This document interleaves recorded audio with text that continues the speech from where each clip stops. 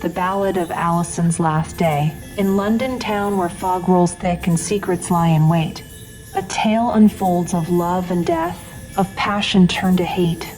Young Alison with Irish heart had dreams of family, joy, but forces dark were gathering that would her life destroy. She met her love at Barclay's bank, young John with charming smile, who swept her off her feet with words and continental guile. From Ireland's shores he journeyed far to work in London's haze, at Churchill Clinic tending grounds through all his working days. But John's heart was divided, torn between two loves so sweet.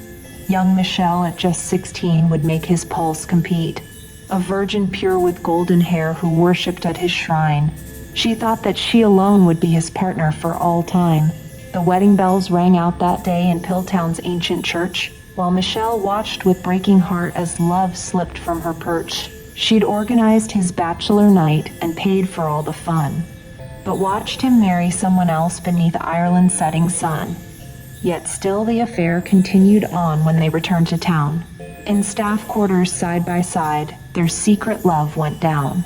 While Alison dreamed innocent of children yet to be, Michelle wrote in her diary of murder's dark decree. I hate Alison, unwashed witch. Her pen scratched on the page, my dream solution, make her gone, she wrote in jealous rage. If she would just disappear as if she'd never been, then I could give my everything to him I love within. The spring of '91 arrived with plans to move away, to Ireland's green and pleasant land where they would always stay. But Michelle's heart was breaking as she saw her chances flee, and desperation filled her soul like poison from the sea. Young Lisa, sister loyal true, would follow Michelle's lead.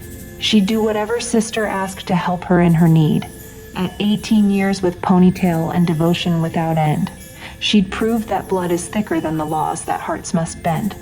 On June the 3rd, a Monday fair, when summer sun shone bright, the sisters left their workplace as the day turned into night. They drove to Varden's Road to wait for Alison's return, with murder in their hearts and souls that did with hatred burn.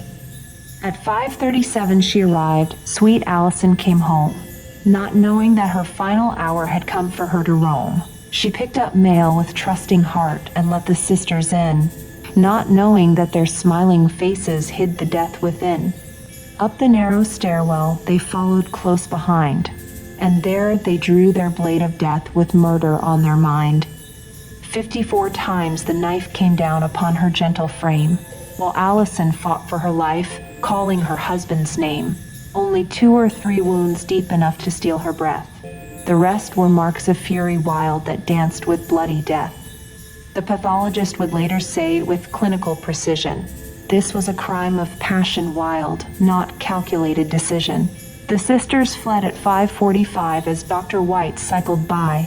He saw 2 women running fast beneath the evening sky. One wore a ponytail just like young Lisa always wore, and he would later testify what his keen eyes had saw. Back to Churchill Clinic they drove through London's busy street, arriving there by 6 o'clock to make their lie complete. Michelle arranged the flowers still with John as was their way, pretending nothing happened on that dark and fateful day. At 8:30, they returned to find sweet Alison's corpse, and Michelle screamed and ran outside to summon police force. The investigation soon began with Burke leading the way to solve the murder most foul that happened on that day. The evidence piled up like stones, the prints upon the door, the witness who saw women flee, the blood upon the floor. The diary with its hateful words, the alibi proved false. All pointed to the sisters as the crime's true pulse. The trial at Old Bailey came with media circus wild. Sisters Knife Bride 54. The headlines all were styled. The jury heard the evidence and took just hours to decide. Guilty of murder most foul, their verdicts could not hide. But justice is a fickle friend in Britain's legal maze. The appeal court overturned the case in just some days. Hidden evidence not shared, media bias claimed. The sisters walked out free while justice stood ashamed. O'Mahony, who fought for them, then claimed a dark confession that Michelle admitted guilt in passion's possession. But legal bars prevent retrial, though evidence might be there. and Alison's family grieves still in their deep despair. 34 years have passed since then. The case remains unsolved. The truth of what happened that day has never been resolved. Was justice served or justice failed? The question haunts us still, as Alison lies in Irish earth upon that distant hill. So ends this tale of love and death, of passion turned to crime, where truth was lost in legal fights that stretched through space and time. Let those who hear this story learn from Alison's last day, that jealous hearts and secret loves can lead souls far astray.